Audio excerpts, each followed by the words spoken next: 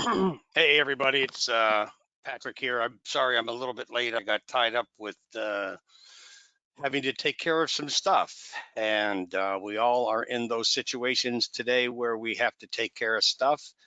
And I just have to check to see if Kyle is here. And I think I just called him and let him know that we were starting. He is here. I'm going to make Kyle organizer. All right. Kyle, let me know if you can hear me. Can you hear me okay? I gotcha. I do have you. Hey.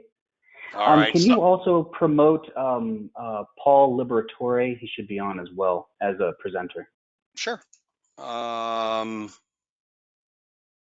Okay, I'll make him an organizer right now. So I do apologize. We're going to not waste too much time, talking about this. Everybody knows Kyle. Well, actually, let me just ask this question. How many of you guys in here do not know who Kyle is? Kyle who? Yeah, right, JC. Uh-huh. Okay. All right. I think we're good to go. I'm not going to do much of an introduction other than to say Kyle is the king of pop. He used to think, Elvis Presley for us old guys was the king of soul or whatever he was the king of, and other people are the king of something, but Kyle is the king of pop, right? And pop is Page Optimizer Pro. And over the years, Kyle has developed a system, very simple system, and I'll just even say this: Kyle has gone to the end of the world to prove that Google is full of shit. How about that? Does that make sense, Kyle? All right, I'll take it. Yeah. So just because Google says something doesn't mean that's the way it has to be. So with that being said, I'm just going to let Kyle show you guys what he's done, and something new that he's worked on is going to share with us this afternoon. And who do you want me to make presenter, Kyle? You or Make Paul the presenter. He's got the slides. Okay. And then while you do that, I'll just kind of set this up a little bit. And thanks for having me on. I really appreciate it. I appreciate your time. I appreciate everyone's time. And I hope during all this Corona weirdness that everyone's being safe and healthy, and we're all doing what we can.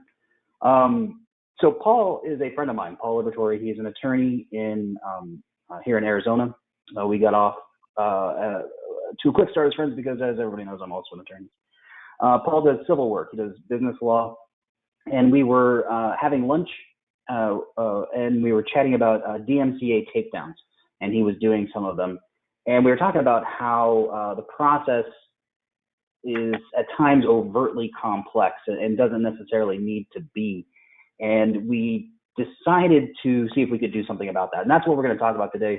And so while I totally agree that Google is complete nonsense, we're actually going to talk about the one good thing that Google has that can help you out and actually help you with your sites and help you with the content that you're creating.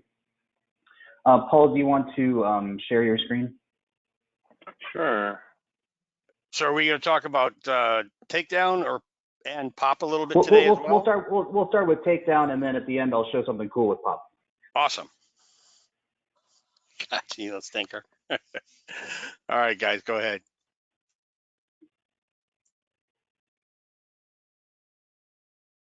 You guys hear me? Am I pretty clear? Yep, you're good, Paul.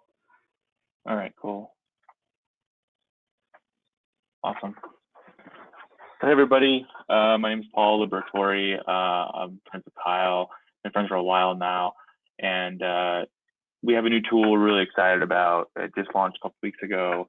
But first, I want to talk to you more about DMCA takedowns and ask whether or not, see whether or not you guys know much about them, and then also kind of how it works to help protect your brand, as well as the power of the actual process of using a takedown. So without further ado, let's go ahead and start. So I'm going to take you on a little time machine. This is from Bill and Ted's Excellent Adventure. And we're going to go back to 1998. And in 1998, It's kind of when the birth of the internet, things were really trying to pick up back around that time. And so what was happening was, with any good new service or new venture or technology, people started copying and stealing stuff.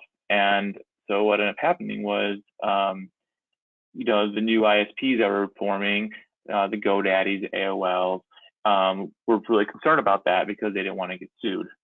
So they went to Congress and lobbied, and in 1998, the Digital Millennium Copyright Act was passed and signed into law. So that's when you hear the DMCA, this is what the DMCA is.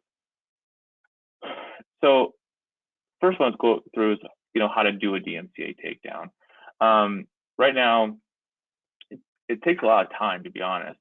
The first thing you always have to do when doing a DMCA takedown is you got to find the website that could be stealing your content. It sounds a lot easier than it really is.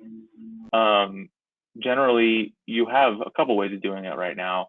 One is search Google manually, right? Type in stuff, content you maybe have taken pictures of or written articles on, and see if other people are ranking for similar content, and see if it's yours. Again, it's a very meticulous process. It takes a long time, and it's like finding a needle in the haystack this way. You can use a third-party software. For example, you could use Copyscape or something similar, and to see if there's any duplicate content out there, or an image software of some sort. Again, that's a much more accurate way of doing it. It takes a lot less time. However, there's cost involved, and it takes a fair amount of time.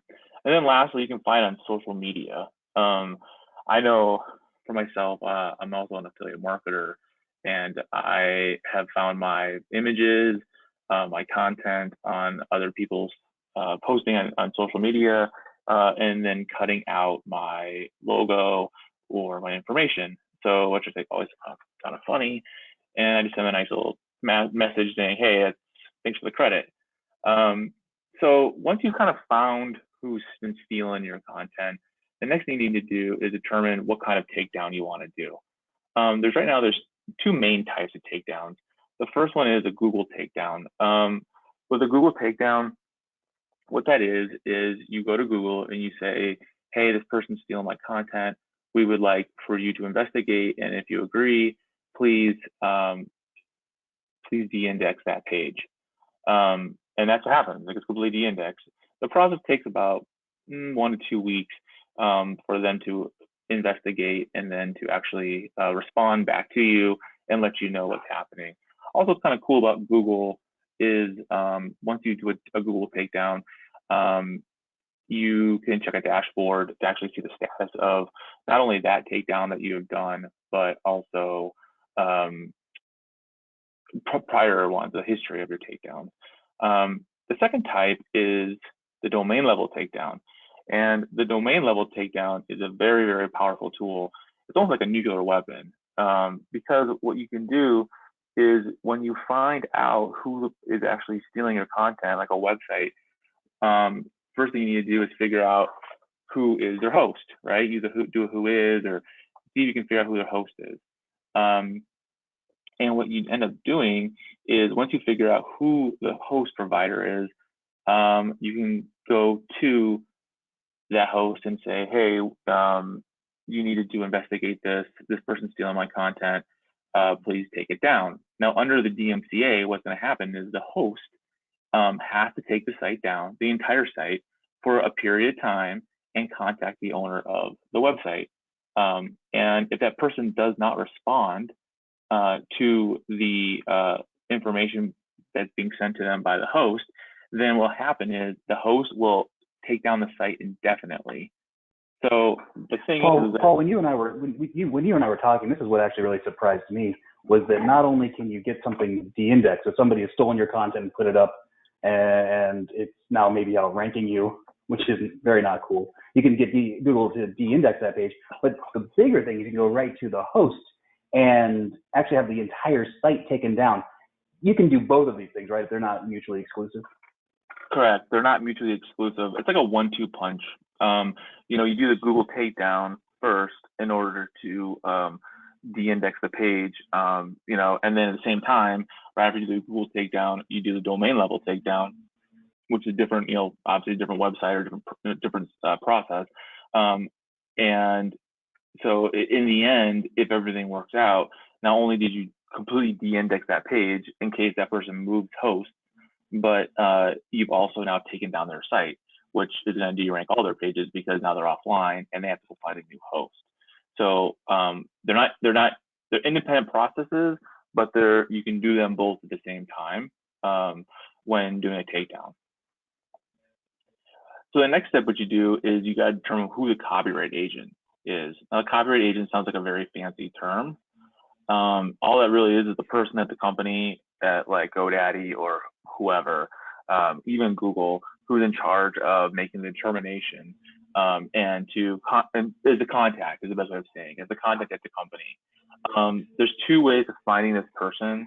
One is you have to dig around through all their legal pages on the website, and you might get lucky and find the email address or a form of some sort, right?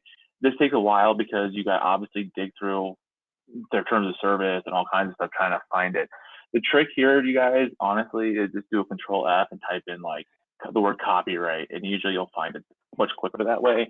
But again, it's a whole process in itself.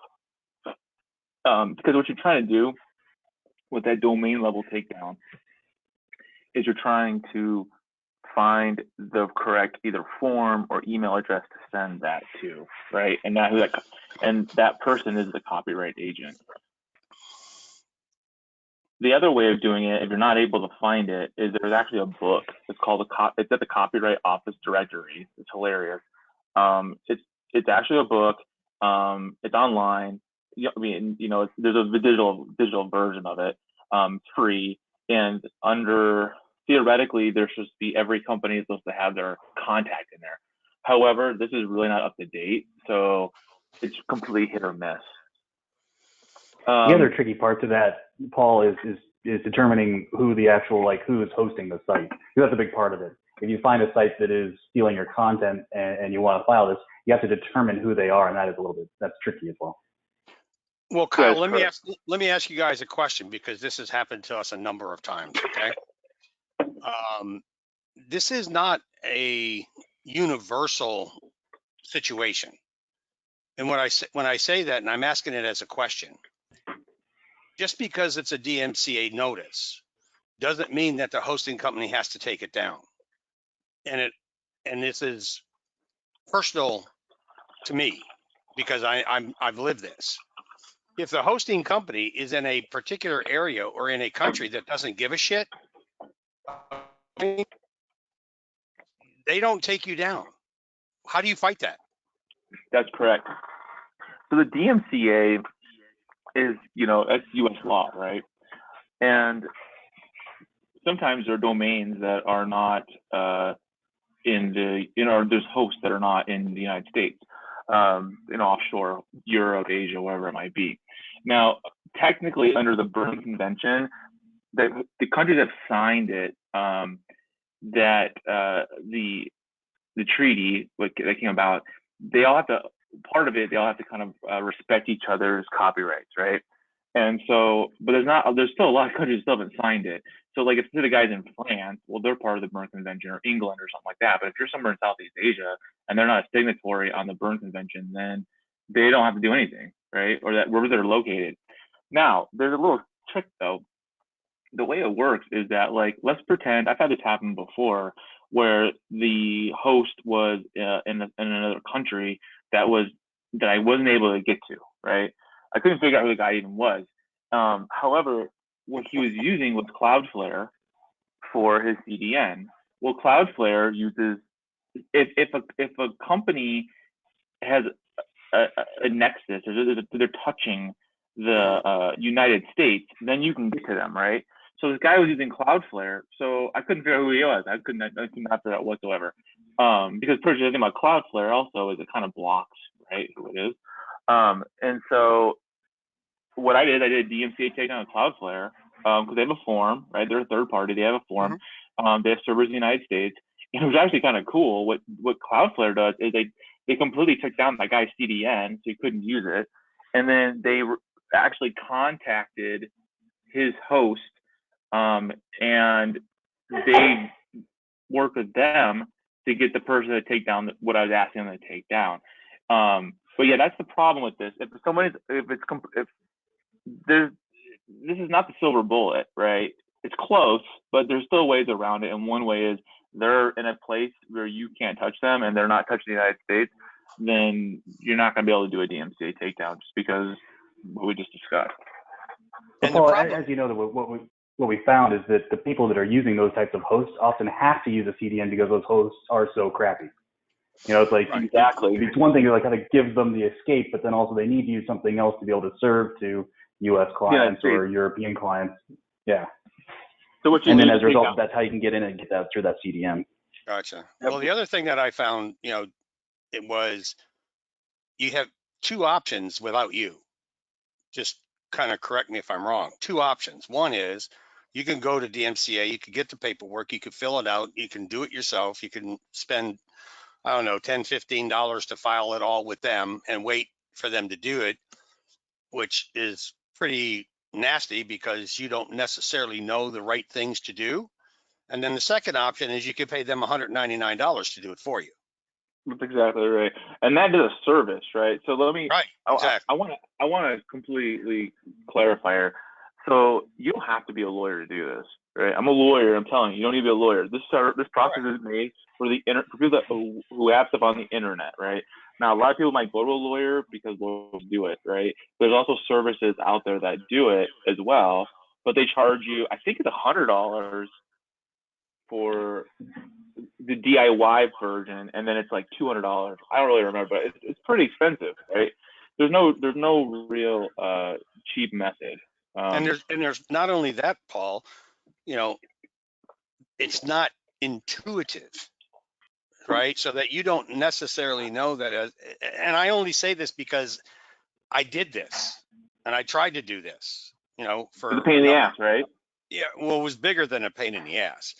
Yeah. Not only was it a pain in the ass, I wasted the money because I didn't do it right. And there's nobody to help you. There's no tutorial. If you're smart, you can go ahead and you can do it, but the thing of it is, it's not an easy task to do. And when somebody does this to you, right? You're pissed. Dude. And everybody that's been with me for a very, very, very long time, all of you 3-year guys, you know exactly what I'm talking about. We created a logo, we trademarked the logo, and some asshole stole our logo, put it on his site, and then filed a DMCA against us because he stole my logo, put it on his site, and said it was his logo, and I had a trademark on it. Oh, man. Right? And there's not a frickin' thing that you can do except wait 2 weeks. So this is a really serious thing, and the reason that I'm chiming in here is because I've lived this. I don't know how many of you of other people have lived it, but it's a serious deal when people steal your stuff. You have these notices all over the place on the bottom of these websites, and people will copy your content directly from your site and put it on their site. I have it all the time. And steal it, right? And this is just an awesome thing that you guys are doing. Only because Gary and I have lived this, and it is not something that you want to do, but it is something that you want to keep people from doing and taking your stuff that you've worked hard to do. And it's, you now have a mechanism in which to fight it that is very simple and easy. You just tell Kyle and Paul to do it and you go about your day, because you don't, trust me, you don't want to try to do this crap yourself. I did it. You don't. Sorry. Well, no, just in case, here is actually how you can do it yourself on this slide. So there's two ways of to do a DMCA takedown notice, right? First is you might get lucky and the host will have a form, right? The domain. not the person who's stealing your stuff, but where they're actually hosted at. Or Google has a form, but it's a pain in the ass to find. It's like deep in Google, and it makes you jump through all this stuff, and you finally find it. It's a form, you fill it out, and it gets sent to them, and then that's the process, right? And the second way is a DMCA takedown letter. Yeah, it's a letter, kinda. What it is it's actually most hosts that I've seen is you send an email to a certain email address, and you provide this information. This is all very standard information that's in every single. It will even probably say it in the email, like, please provide this information to us, because this is what's required under DMCA, right? It's very basic stuff like who's stealing, like what's being stolen, where'd you find it at, your contact information. The biggest thing here too, you guys, is that you have to, you're attesting that you're telling that you believe that a good faith belief that this material is yours, right? So some people go, I can use it as a weapon, I'll take down my competitors. If you're gonna do that, you're gonna get your ass in trouble really quick, because you're actually saying, under the law, you're saying, hey, look, this is my stuff. I'm not lying, and please take a look, right? So, this can backfire if someone's being malicious with that. If you actually go on Google's website, they have little like snippets of information about, large corporations doing it to each other, where the large corporation got their hands slapped pretty hard for doing it. So you gotta be, the key here is tell the truth. If you're not sure 100%, or it's gonna be hard for you to prove it or whatever, then you need to make that choice whether or not is it worth going through this process, because you have to tell the truth. So, and again, you have to sign it, right? So the next thing is after submission. So after you submit your takedown, this is going to happen, right? The ISP, Google, or third-party website will, number one, promptly block the infringing website. Like, they have to, right? Then they're going to contact the infringing website owner. Now, Google is not going to contact the owner because they don't know, right? But they're going to take the thing, and they're going to investigate it. As for the ISP, they're going to take down the site. Well, actually, not take down the site. They're going to contact the infringing website owner. Now, this usually takes place over 2 days to 2 weeks. Depends on how busy they are and what's going on in the world. If the owner of the ISP does not respond, right, for the host, then the content will stay down indefinitely. Not the page, the entire site, right? So it's literally taking their site down off the domain, and now they have to go find a new host. That's very, very, very powerful.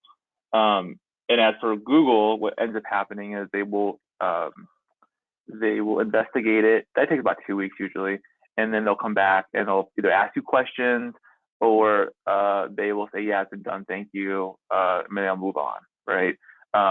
But they make the determination. If they're not sure, they're not going to do it. They're like, well, no, you didn't give enough information, please submit another one. So what does this all mean? Again, the host, the person who's infringing on your stuff will need to find a new host, right? That's a pain in the ass. And during that time, the site's down, right? It could take 24 hours to a month. Who knows? It's just how lazy they are, or how busy they are, or whatever it might be. So not only are they going to be de-indexed on that page, the whole site's being de-indexed right now, and they're going to lose all those rankings, like within, pretty quick time. And then the page will be de-indexed from Google. Actually, a couple of things. One, if you just do a Google takedown by itself, that page will be de-indexed. But later on, if the person gets the site back up somewhere else, that site's still de-indexed. That page is still de-indexed. So it's like, that's what you want to do, is 1-2 punch, right? Because it's just kind of like it's insurance. This guy's not going to rank on your content. And then lastly, if it's a third-party website, the account will be taken down, or the infringing material will be taken down. I've seen this before on eBay listings that have taken content from somebody else. I've seen this on Medium.com. I've seen, like, a lot of these bigger third-party websites have a DMCA process because they don't want to get sued either. That's why they have it. Now, you were saying earlier, like, that's the process you do it yourself, right? Now, you could have someone do it for you, There's different ways of having someone else do it for you. One is have a lawyer do it. Generally, when my clients come to me, it's at least $500 for me to do the DMCA. It's the time. You know, I charge by the hour, and it takes me at least a couple hours to do it, and that's what it costs. I know it can cost even more. The other thing, I'll tell you a little story. Like I had a friend who was another IP attorney, and he was saying that he had what I call a serial offender, right? So somebody was stealing some information from his client. You know, it was a mommy blogger, and he would do a DMCA letter, or, you know, email, or however, wherever the guy was hosted at. They would take it down. The guy would open up a new host somewhere else and do it again. This guy did it 12 times in the course of like a year and a half. So that woman spent at least, you know, $7,000 in legal fees to do the same thing over and over again. So it can get very expensive if you have an attorney do it. Not saying you shouldn't have an attorney do it, just saying it can be more expensive. As you're saying, you can have a third-party website do it for you. Generally, those cost, you know, anywhere between, I've seen online, $100 to $250 per takedown. The DIY is cheaper. They do it for you. It's a little bit more. I know there's a couple other companies out there that are doing it for a little bit less, you know, for them to do it for you. But I don't really know who they are, and we're seeing it online. So again, it's going to cost you anywhere between, you know, $100 to $250.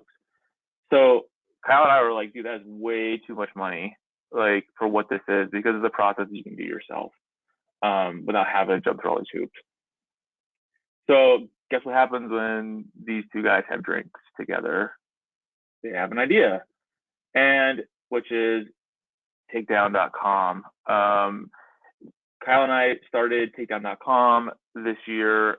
Just launched a couple weeks ago. It took about a year for us to build it out, and we're actually making it so it's super cost effective for people to do it themselves without having to jump through 1,000 hoops and without having to spend a lot of money. So let's kind of walk through that together. On takedown.com, what you do first is you add a new project. It's the first thing you do when you go to the site. This is my friend Kevin's website, Epic Gardening. It's a pretty big site. He's a big YouTuber as well. He said I could use his site as an example. I've been running some tests on it. So what you do is you put your project name. It could be whatever site you want it to be, and then you put in your domain, right? And you click Add Project. Next, what you do is after that, the screen pops up and it says our service will scan your site and it'll pull up all of your URLs. Now, sometimes it might miss something. So, you know, just because of one reason or another, however your sitemap is. So there's different ways you can also do this. One is you can add your URLs manually. I have a list of all my URLs, an Excel spreadsheet, so I just copy and paste them in. You can also go to your sitemap and small sitemap and you know, take it from there as well and manually enter them in. It's the box, and you say, you know, copy and paste it in. Once you've chosen the URLs you want to scan, what we do is you check the boxes and then you click the button that says check cost. So you know what's going to cost before you scan it.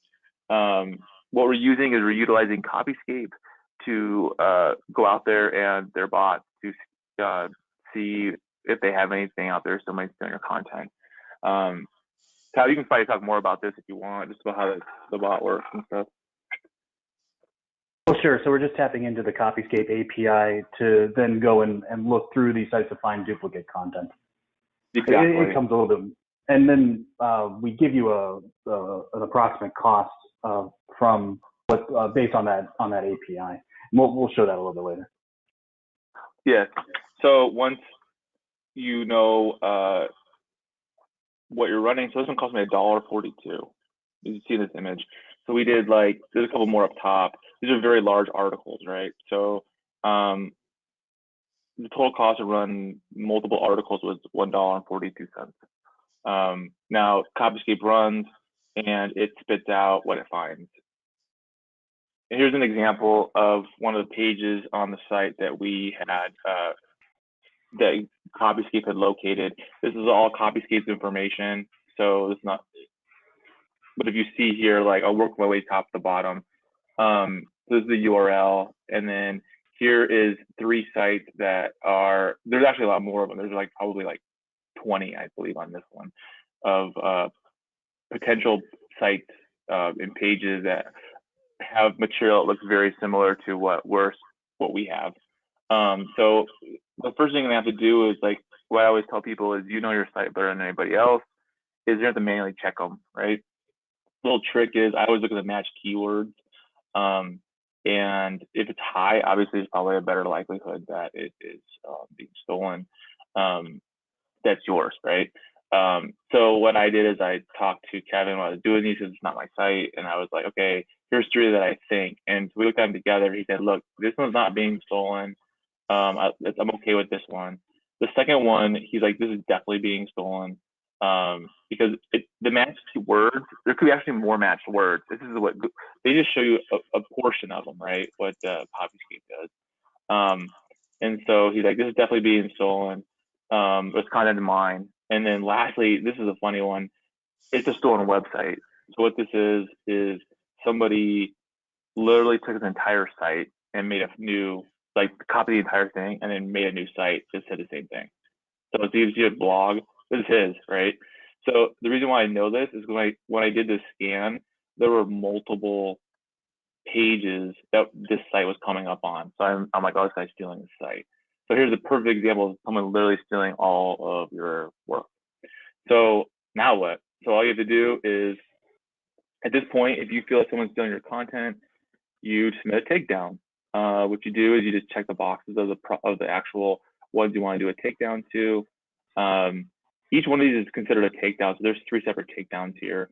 I'm gonna go back to the screen before it. If you see, there's 2 types of takedowns you can do, right? You can do a Google takedown or a full takedown. The Google takedown will just be to Google, and the full takedown will be a domain level one.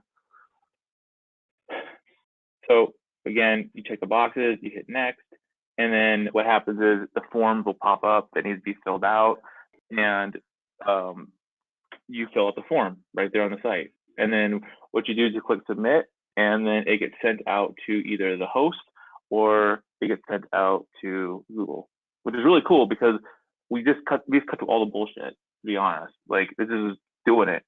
And I'll let Kyle kind of explain like what happens on the back end now.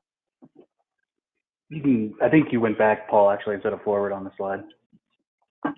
Sorry.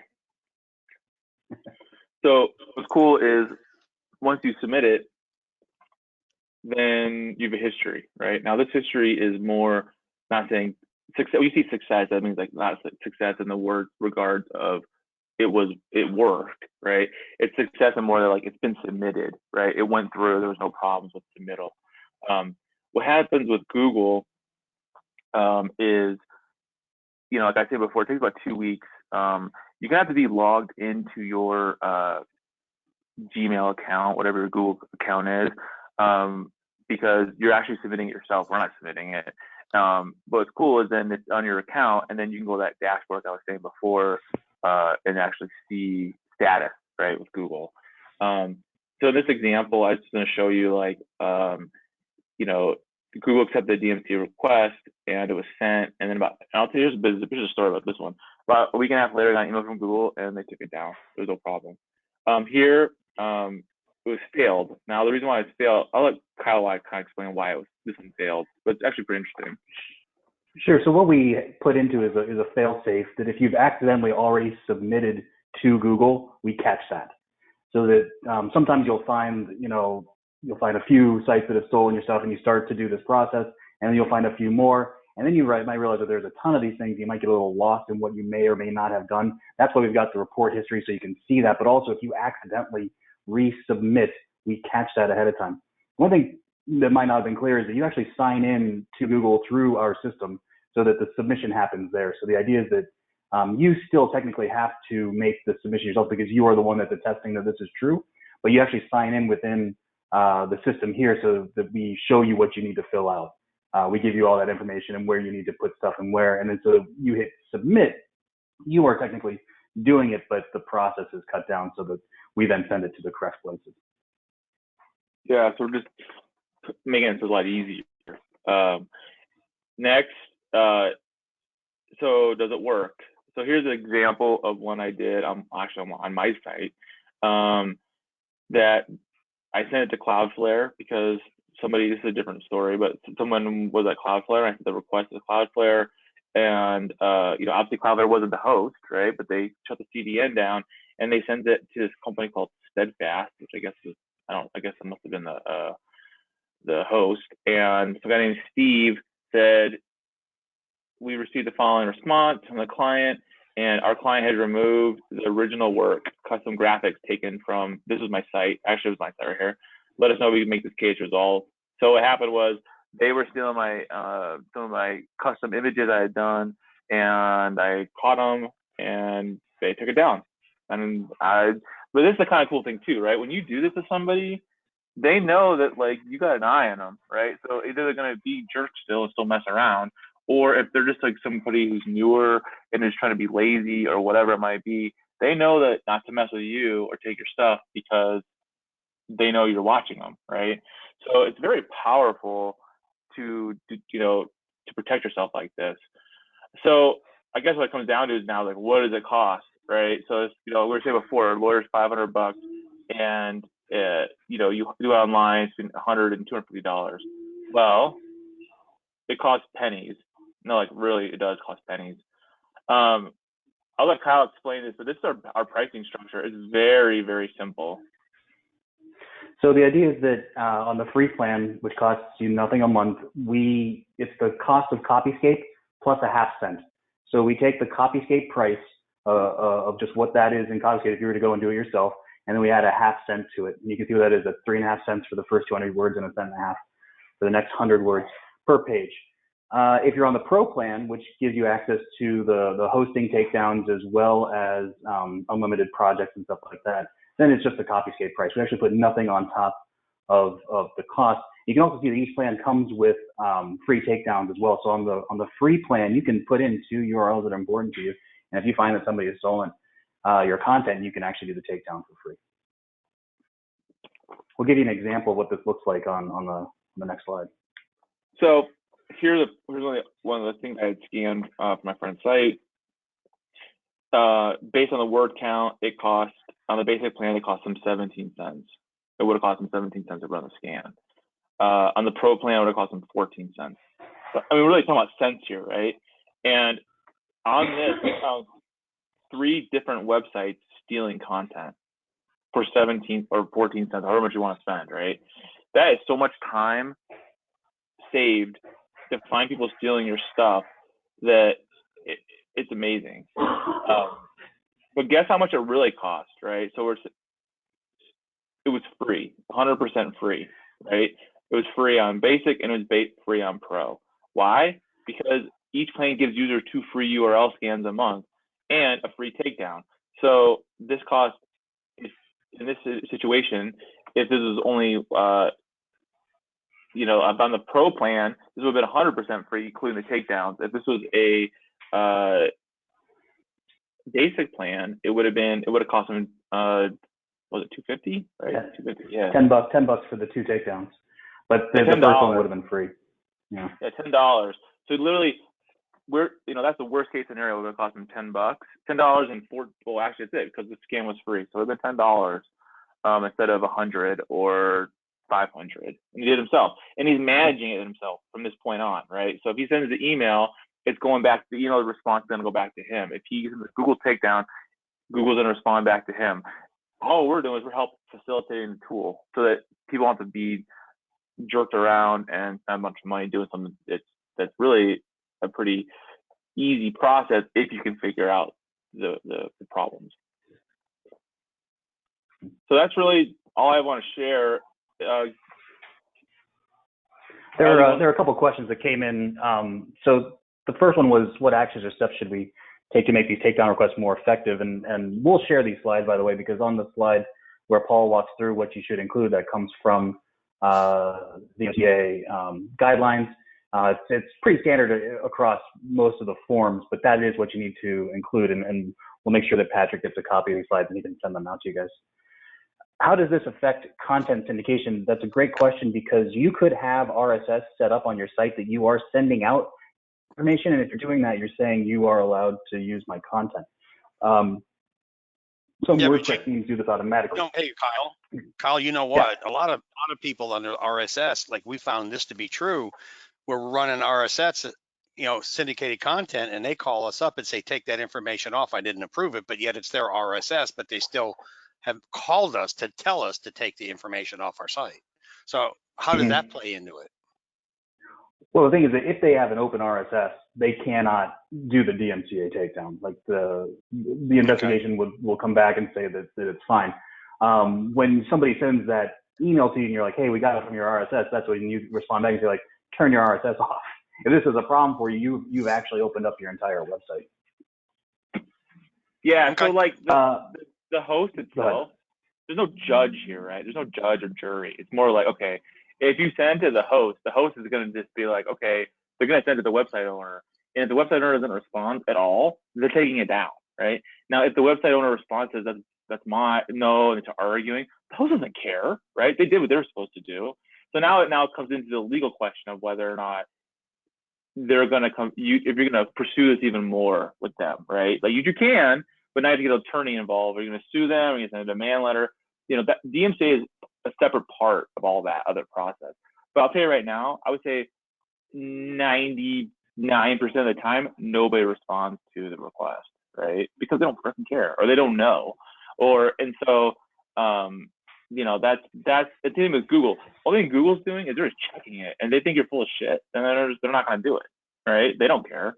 So it's like you want to be as thorough as possible, but there's no judge or jury, right? This is just it's more of like they're a facilitator of what you're asking them to do. Does that make sense? So here's a pro tip. If you get a DMCA request, right, from somebody, respond, right? That's it. Yeah, for sure. Next question is, I assume matchwords count as for keywords or phrases rather than, and it got cut off, but I think you meant rather than just words. No, it's words. We get this directly from Copyscape. We do not alter these results. So these are the results that Copyscape is providing, and they're saying how much content has matched exactly, the number of words that have matched, and that's what we are looking at there. Yeah. So for example, like here you go. Like this is exactly from Copyscape. So if you took the same thing and plopped it in a Copyscape, then you would see the same thing. Ours is cleaner looking, but same information. Literally, it's Copyscape information though. Next question is, these costs were just for one blog post, correct? That's correct. That 17 cents would be one blog post, or the 14 cents. 1,000 words is 8 cents. And so the idea, and it's a per page cost, but let's say you had 50 pages that were the most important pages for you. Essentially, having them protected and checked each month would cost you $4. Yeah, I mean, exactly.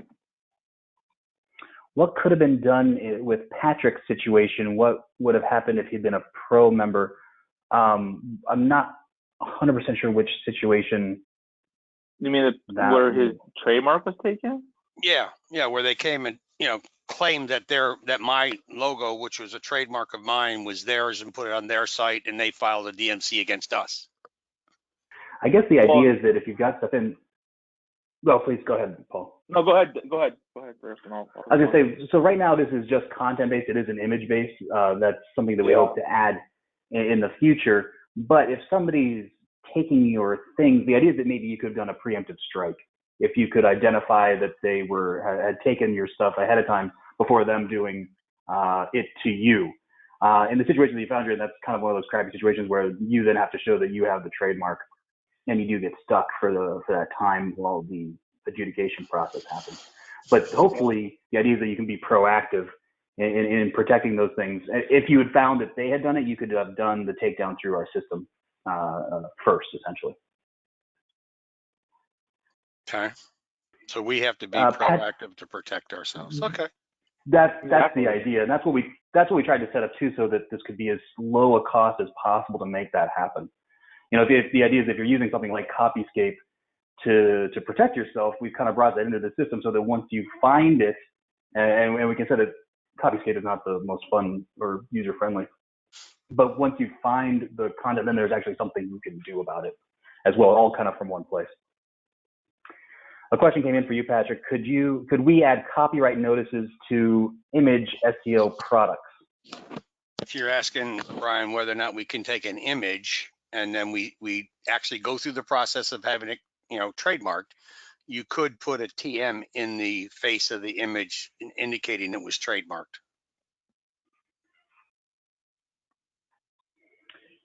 What should we be doing on our site before someone steals content to give us a stronger case when we file the takedown? Paul, do you have any thoughts on what you can do to establish proof that this was yours first?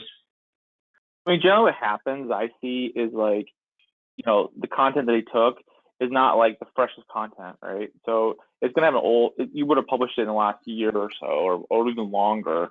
And so, you just gotta be able to show that you published it first, or it's been out there for a while. One thing you can do is use Wayback Machine, right? Because you say like, look, this thing was published a year and a half ago. Look, when I published it, this site didn't even have it, but it, like I said before, though, they don't really get too far into the weeds. You want to make sure you have a nice arsenal of information to provide, but you're not going to court. You know what I mean? Like they're just facilitating the host is, or the Google, the process. But you definitely, if you're going to really pursue somebody, then you're going to want that information, though. And the good way of doing it is always using Wayback Machine. That's my opinion. Hey, you missed definitely the Wayback Machine. You missed Greg's question there, Kyle. Yeah, I was just circling back on that. Once they turn off the RSS, are you then required to take it down? I really don't know. I would think no, because you can't say this is free and now it's not free. Would be my gut instinct on it, but I don't know on that. Yeah, I don't know the answer to that either. I mean, that's getting kind of deep. And then is putting copyright into metadata enough in docs, PDFs, images, video? I think you for sure should be doing that, because if they're stealing it, they're probably stealing it in whole, and it's going to have your copyright on it. And then you can prove that your copyright was on it when you submit that information as well, right? Oh, absolutely. And, you can also, as Paul said, if your site's being crawled regularly, the Wayback Machine is a wonderful tool, because it'll say, hey, this pinged years ago, and here it is. So yeah, and if you're not in the... Hey, Kyle, I'll just say this at the moment. Yeah.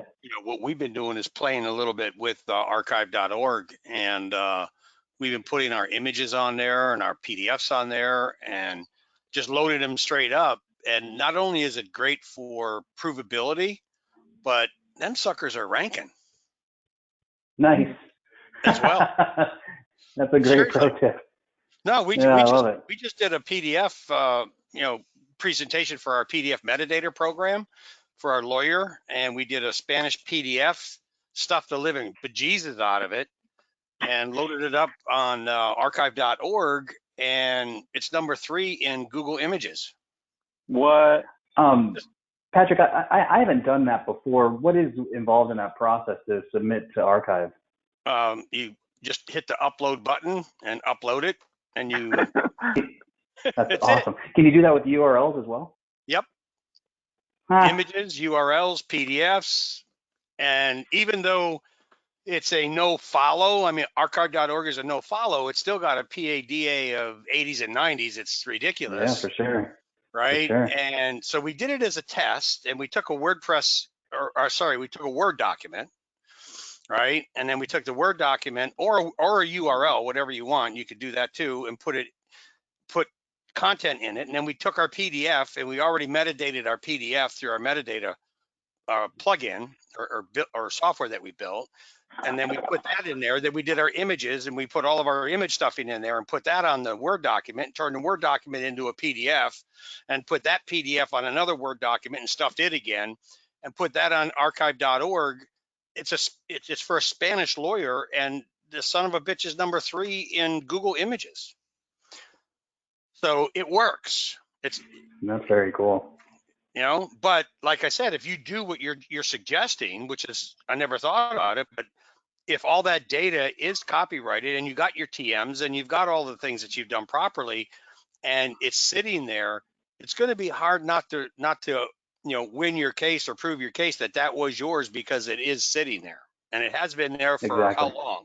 Unidentified, based in archive.org. But that's an awesome little pro tip for everybody about using archive.org. Nice one. So that's what we have for takedown. If anybody else has any other questions. Oh, so Patrick, you've got a referral link, and if people use that, we're going to give them extra takedowns. So the idea is that if they're putting in their URLs either on the free plan or on the pro plan, but we'll throw in some extra takedowns as well. So right now you get 2 on free, and you get 5 when you're in pro. We'll double that. So the idea is that if you've got it in, you're pretty much going to have your takedowns covered. You know, that whole part of the process is going to be covered for you. But we'll send the links to you, and then for the slides, and then you can send the sign up link. So Kyle and Paul, let me ask you this, right?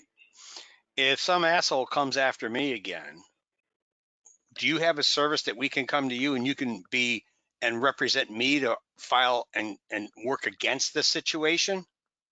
Or are you just doing this for us to protect us by us becoming proactive to go out and look and do all the things that we need to do?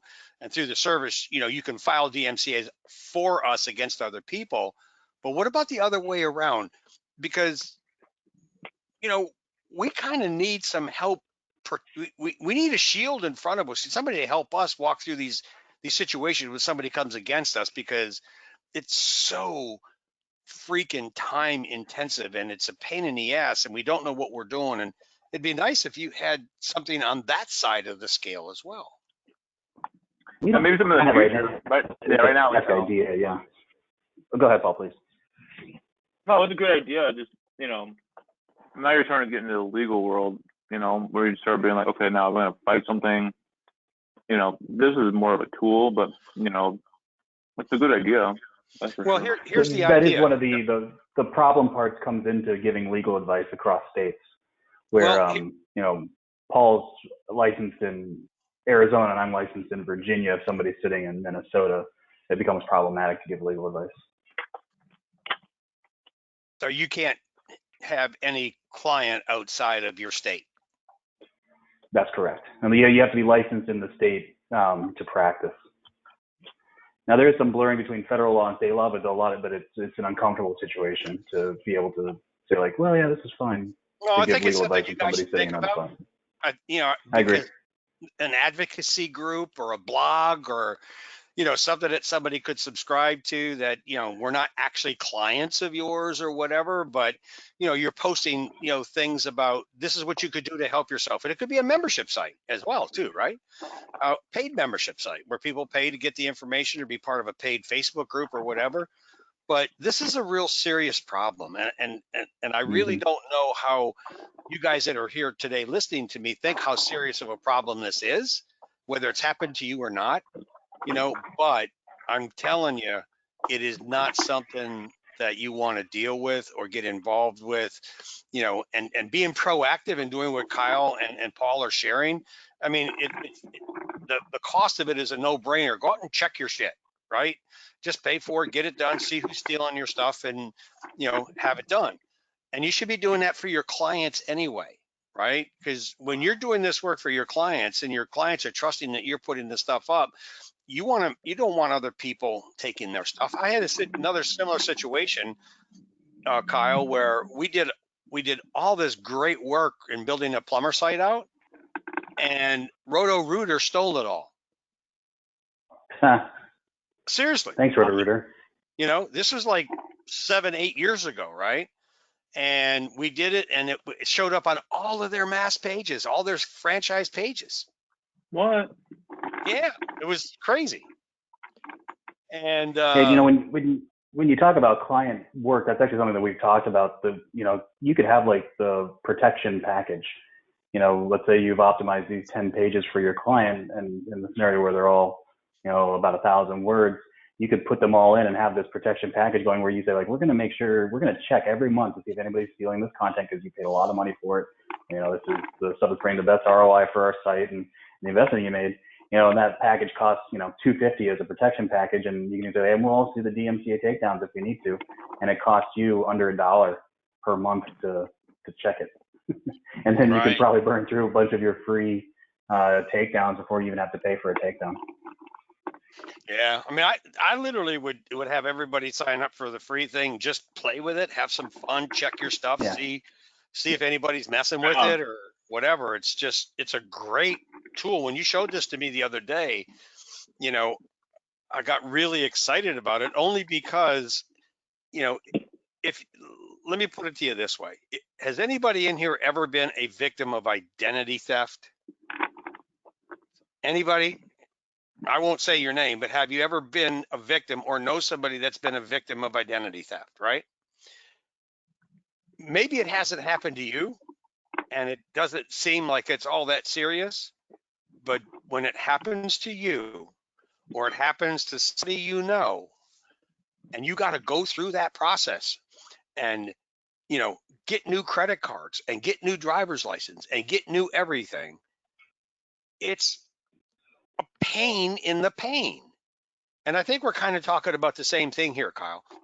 It's like if you go to LifeLock or Norton, there's people that are paying money to have protection against identity theft. And you're just basically kind of saying to us, hey, this is so inexpensive that you should probably just do it just to be safe. Even if nothing comes up, do it once a month, make sure. So inexpensive, but it will protect you. And if something ever does happen, you've got all the things that you need in your arsenal to fight the deal. And if somebody is filing and stealing your stuff, now you know what to do, and you got guys on your side that are lawyers to help us. And you go right back after them.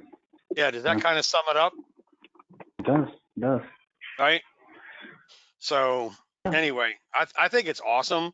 It's probably, I think the problem with it, for many people is it's not really sexy, it's not really something cool. It's not like I can dig my teeth in and my site's going to jump to number one, that kind of, it's not like Pop, right?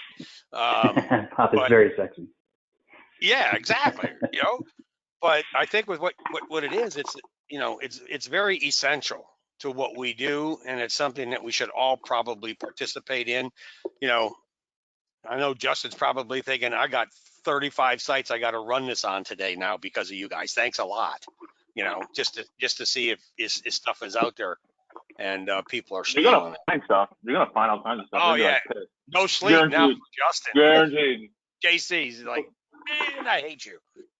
But because, anyway, I find it all the time, and I'm like, nothing pisses me off more than I come and steal my shit. I'll tell you that for sure. Right, and it happens. Just people are lazy. They don't want to do it themselves. They go and, they don't go to, Creative Commons in Google. They just go snag a picture and steal it. Me personally, I stuff my images so much that I hope they steal every one of my images and use it. I put it all on public domain and Creative Commons, because I want all of my metadata on all of their sites. But, that's just me. Okay, any other last questions about this?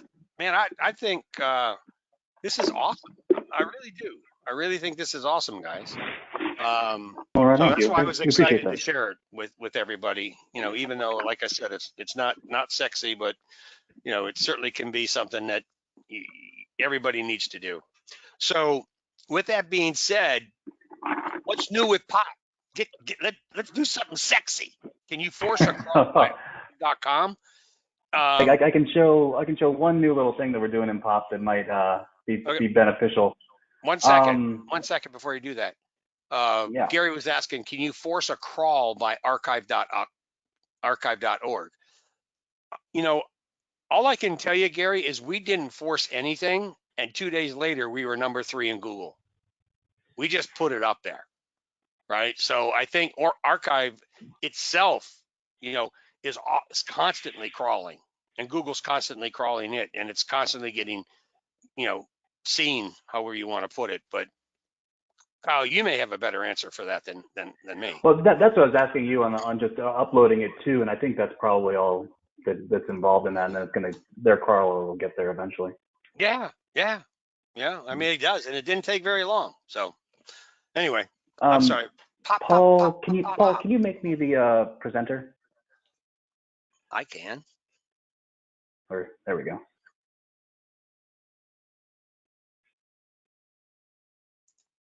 Let's see. I got to get over here to this list, that list, do that, and bada boom, bada bing.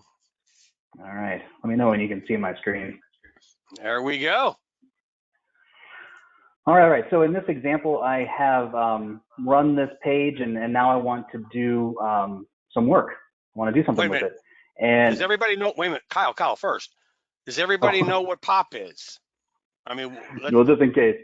Just POP in is case. An on-page tool. POP is an on-page tool. You put in your site, you put in your target keyword, you select your competitors, and then what POP is going to do is it's going to give you recommendations on how to make your page so that Google likes it more than your competitors. This is the whole idea, right, in a nutshell. And it'll become clear too if you've never seen POP on what we're doing. But previously, you would run it. You would get either there's a dashboard. This is what the dashboard looks like.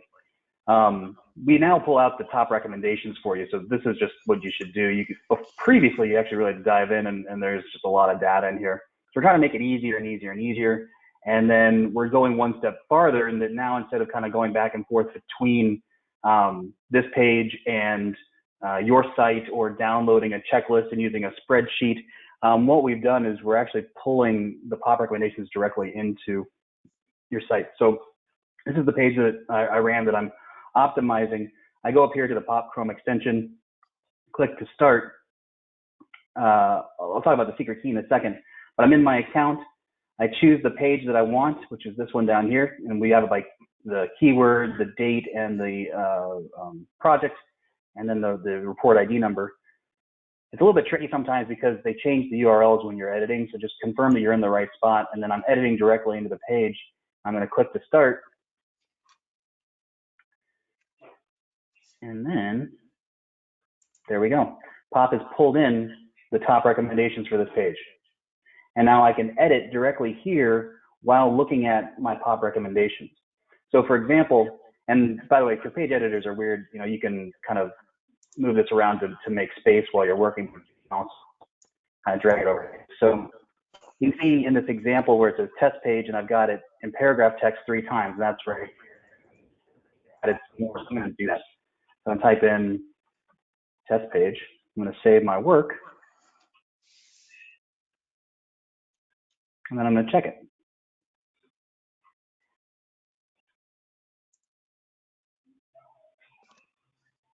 And there you go. Now it says 4. And so the idea is that you can go in and out. We have a stoplight system here, so you can see as you're getting closer to what you need to do so that you're in a good score. Your objective is to get into kind of that zone. Once you get into an orange type color, you're probably in a good spot. You're getting better. You can write notes. This is a note. You can add that in, and that's saved and that syncs with the POP dashboard. So when you make changes, or let's say you've got a VA or a content writer and they're doing your content and they make particular changes for you, you can actually have them put in the notes what they've changed and when. This is a good way to keep track of what you're doing. So that, let's say something drops, you made a change and it's like, oops, we need to put that back. You remember what it was, and you also have a timestamp as to when it was done. You can then also mark task complete, and this also syncs with your dashboard as well. So your VA or your content writer is working within POP, they can mark it complete for you so you can keep a history of all the work that you're doing. Now, one really super cool thing is the secret key. Let's say you've got that content writer and you don't want them to go into your POP account. What we do is we've created this secret key. Secret key is up here at the top of your dashboard. It's in the summary over here, and you can create a new one if you need. And it's also on the front of your card here. So I'm going to grab that secret key. I'm going to put it in. Load page run. Again, confirm I'm in the right spot, where I'm editing.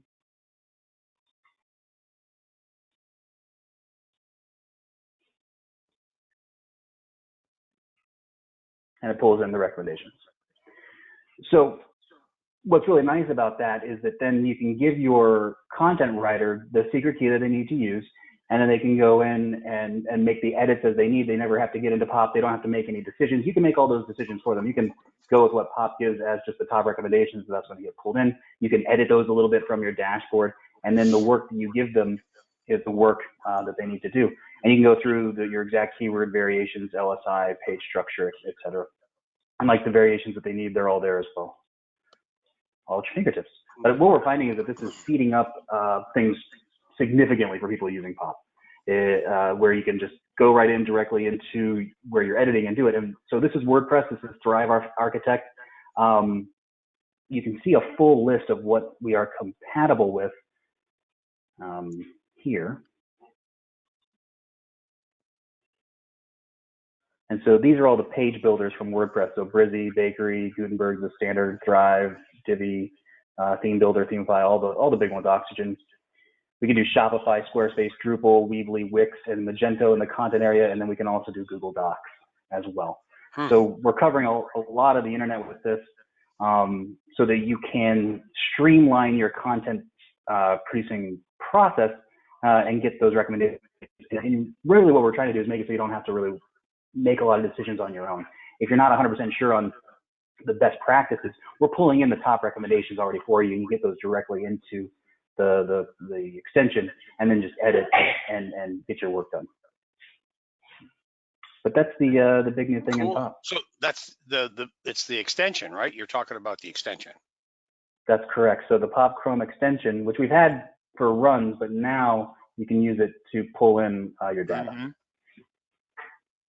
Pretty cool. Very simple. It's right there. Yeah. And the idea is that it's simple and effective. It's kind of what we're shooting for. Easy to understand. Okay, I need to put my keyword in one time in the H1 and then go and do it, and then you can check your work. And you don't have to rerun POP, because this doesn't rerun POP. This just counts what is here on this page. So after you do several edits, then you can go back and rerun POP and see if your optimization score improved. But you don't have to continue to run the full process while you're checking to see, like, did I do that right? You know, did I put this in the right spot or that spot, or did I add here or there as I was supposed to? You can do that while you're editing, and then do one big check at the end to see your improvement. Okay. So answer this question from your perspective, because yesterday we did Correlite for Ted. So I'm going to ask the same question that I asked Ted of you. Okay. So what is the difference between POP and Correlite? Because yesterday the question was, what was the difference between Correlite and POP? Sure. I have not played with Correlite too much. I know that he's pulling it into an editor, but one of the biggest things that people need to understand the difference between Cora and POP is that Cora does correlational analysis. Correct. And I think it's the only tool on the market that does that. There are a couple others that claim to do it, but I think their math is incorrect. I think they're cheating. And one in particular has actually backed off of that claim that they're doing correlation analysis, because they're not. But what correlational analysis is that you're looking at the top 100 factors, and then you're running very complex math to see which one of these factors seems to be moving rank. And then what Cora does better than any other tool out there is it pulls out those factors that appear to be moving rank the most, and then you can focus in on those factors. POP does something slightly different. We have our own algorithm where we go in and we look at very specific factors, and you can see here like the meta title, H1, H2, H2. We will always look at those, and those factors in particular. And what we're going to do is we do what we like to call edge analysis. We don't look for averages. We don't give you averages,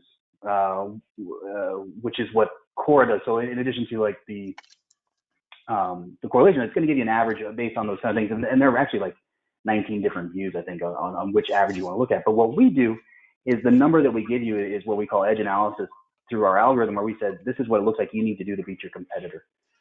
Sometimes that is doing a little bit more. Sometimes it's doing the same. Sometimes it is doing a little bit less. And that's where we come in to give you what you need to do with this content to get an edge, to actually rank better in these specific areas. And that's one of the big differences conceptually from Core to POP. How we do it in our agency is we always start with POP. We bang out these big things, and then we go back through on a core analysis and find some of the things that POP isn't using or won't look at. You know, the core runs through 1,000 plus potential factors. It's And then under Cora Light, it's 566. There you go. And then what we do is we find low-hanging fruit out of that. Right. Okay, so we know in POP these things move the needle, and this will also give us the best edge for these factors, and these are also the most significant factors. And then after that, we're going to plug the holes where like, hey, we could just do this, this, and this. That'll take us 20 minutes, and these things all appear to be moving rank. There's no point in not doing them. And that's how we approach it within our agency. Okay, so to boil it down into a nutshell, with the extension and everything that you have right here, you can very quickly run a snapshot, see what you need to do for your site. And once you get that, and if you have Cora, then you could take step 2 to Cora Light to go into the 566 different things that you might need to do to move the needle and go from here to there. So in essence, you guys are like a 1-2 punch, right?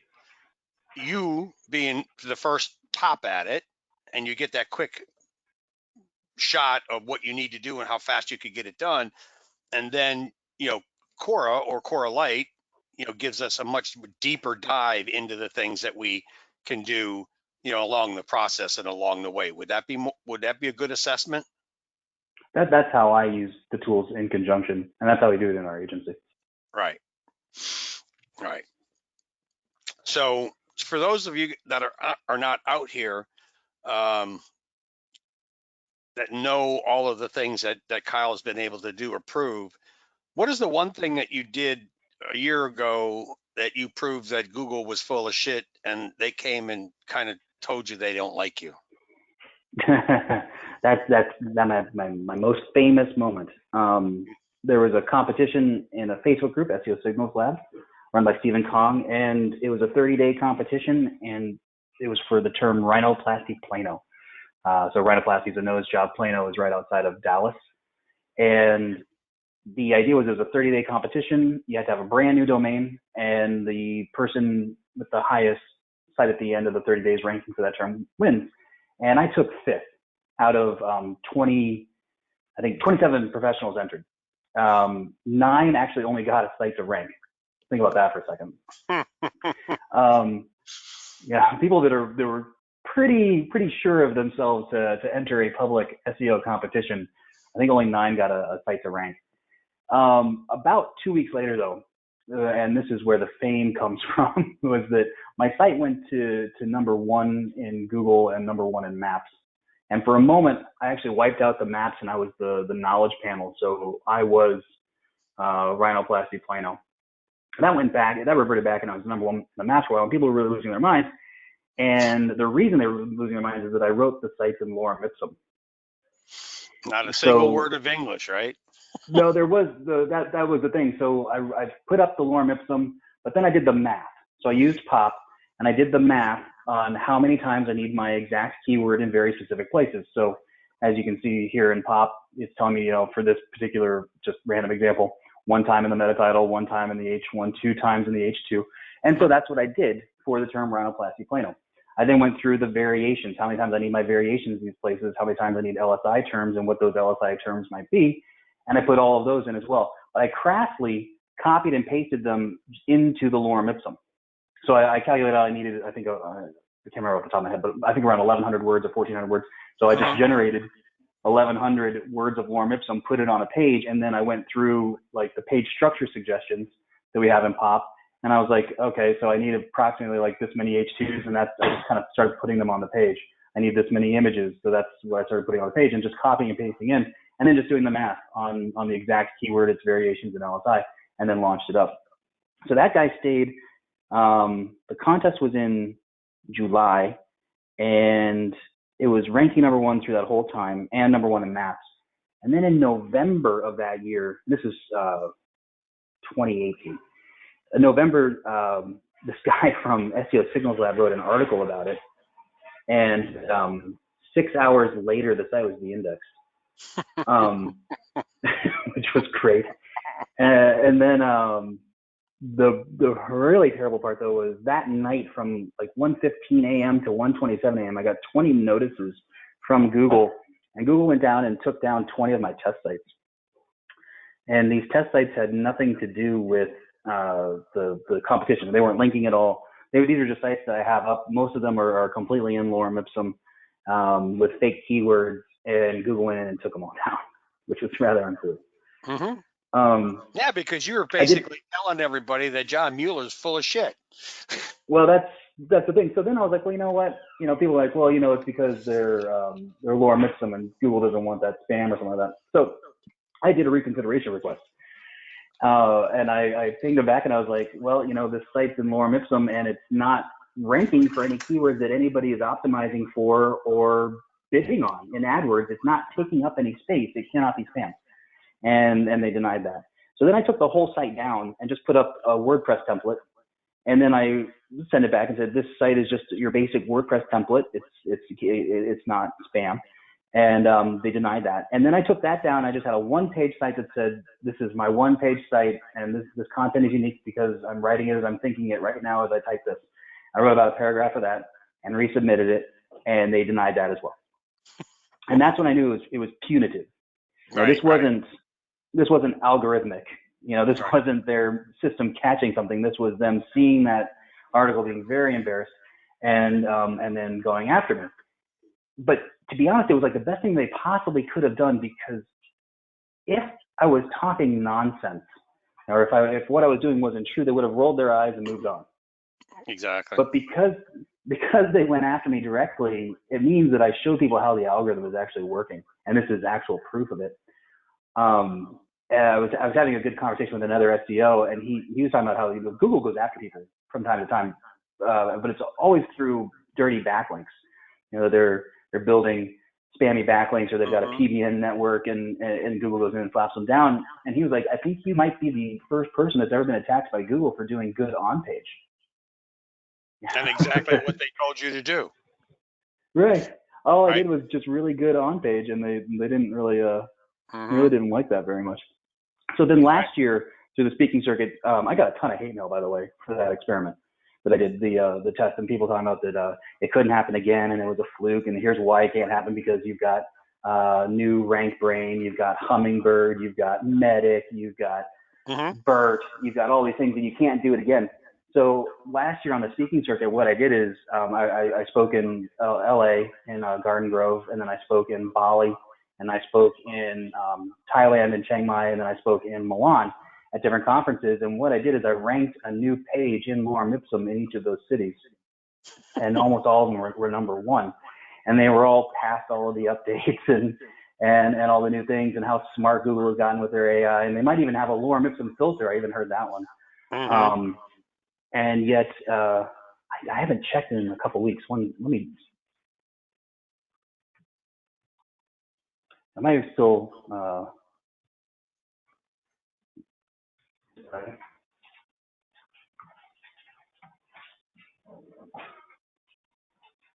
yep, there I am, number one and number two. I don't know. Can you still see my screen? I don't know if you can or not. But yeah. So I don't understand that language. I don't understand what language is that? Yeah. So Garden Grove is in Los Angeles, as you probably know. It's right next to Disneyland, right next to Anaheim. Where we were at for the conference was less than 10 minutes to Disneyland. So there's number one and number two. And what's fun about this is that people are like, well, what about BERT? That's got to stop this. And things did change on these sites after BERT. I went from only having number one to having number one and number two. It changed. Yeah. Oh, wow. That was a huge. Now there's a question, no backlinks. I did around Web 2.0s, branded Web 2.0s, so like owning Rhinoplasty, Garden Grove, WordPress.com, that kind of thing. And then I did a couple hundred links through all of those through using drip feed links just to get things indexed, but not a ton of things. And you can see that.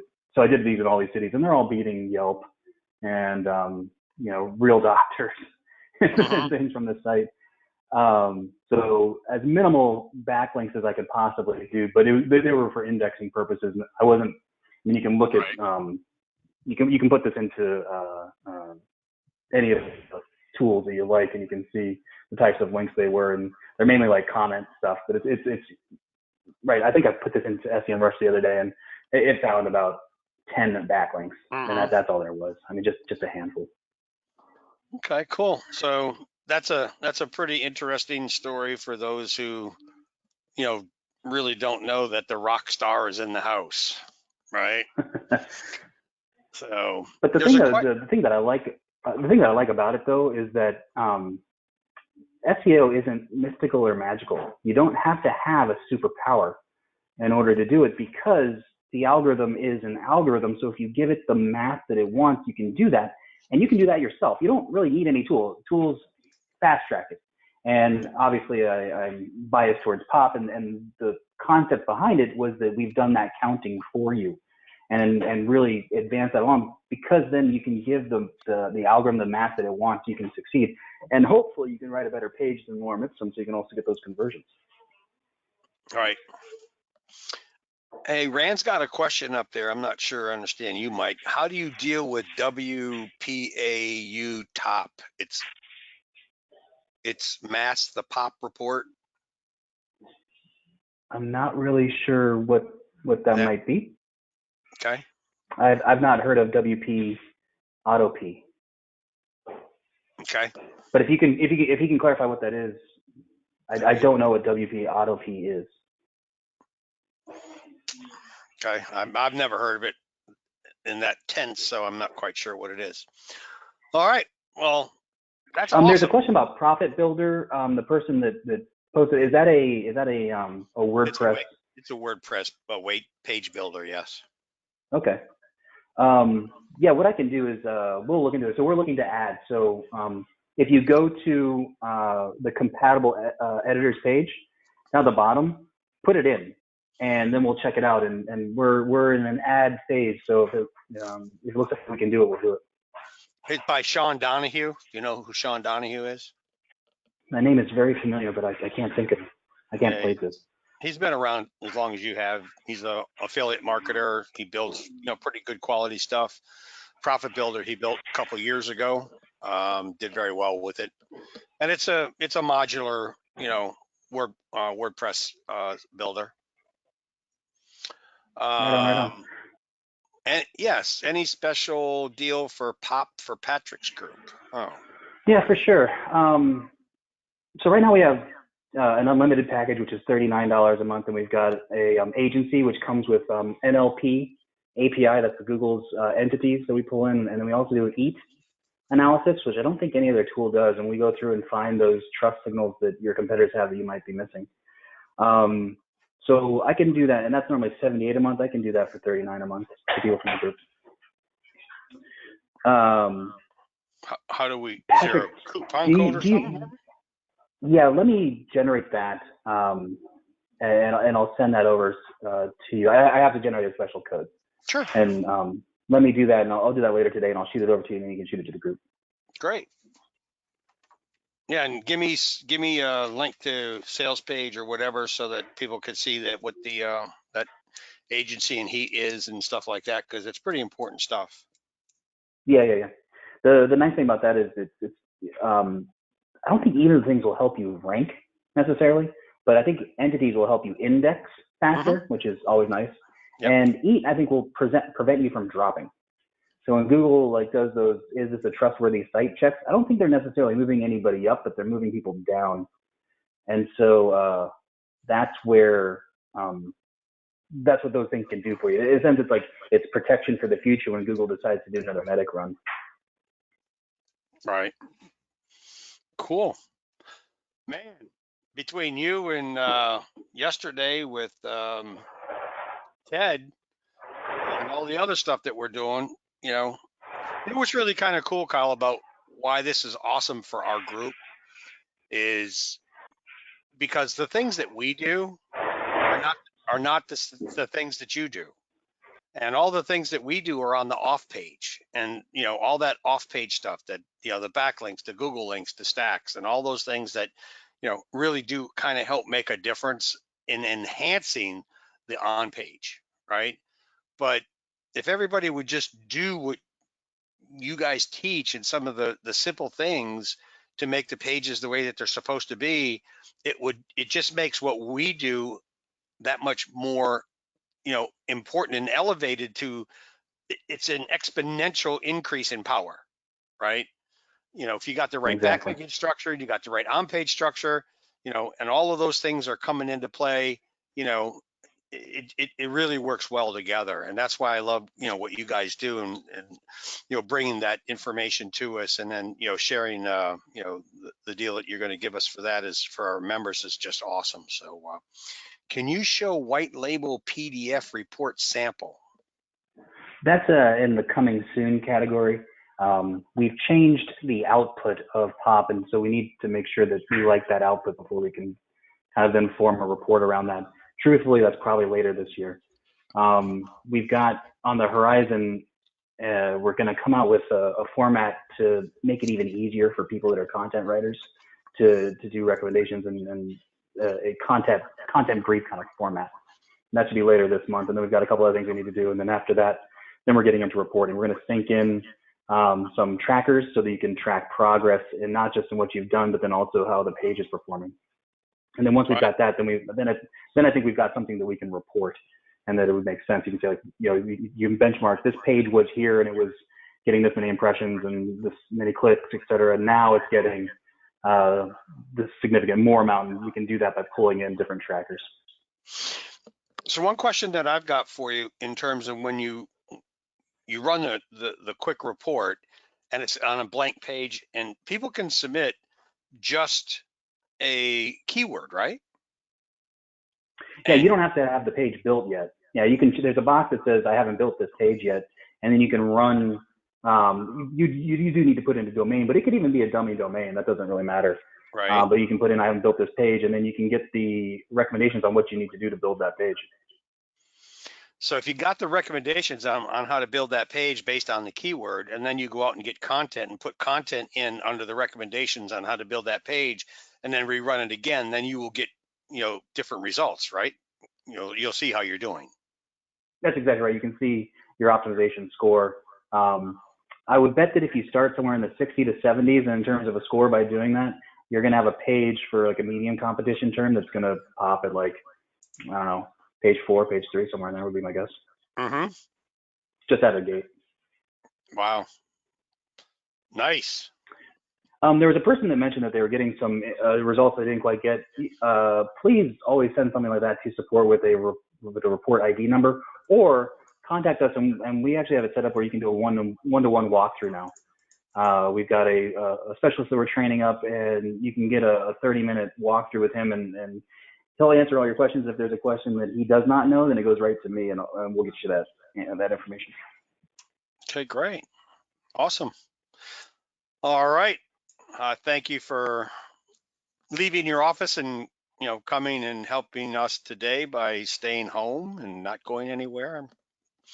We all are staying home and not going anywhere, so it really kind of helps us get through our day and learn some more stuff. And any other last questions for either Paul or Kyle on takedown? Are you guys excited a little bit about takedown? I mean, not necessarily that it's exciting, but are you happy to know about it? I guess was it worth bringing, you know, these guys in here to share that information with you? Is it valuable information, or did we just have a good time talking about something today on an afternoon? And you know, is it worth it for me to do this for you guys? Signed up, looks interesting. Okay, awesome. You did good. All right, so I'll stop babbling, and we'll just thank you for coming, and have an awesome day, guys. Thank you. Thank you so much. Thanks so much. Really appreciate you having on. Wait a minute. Someone says I'm not getting verification emails from Takedown. You should. Did we check our spam? Thanks, Gary. Just have them contact. Gary, just contact me. we'll get you sorted. All right, guys. All right. All right. Thanks. All right. Brian. We'll talk to you later. All right. Have a great day. Bye-bye.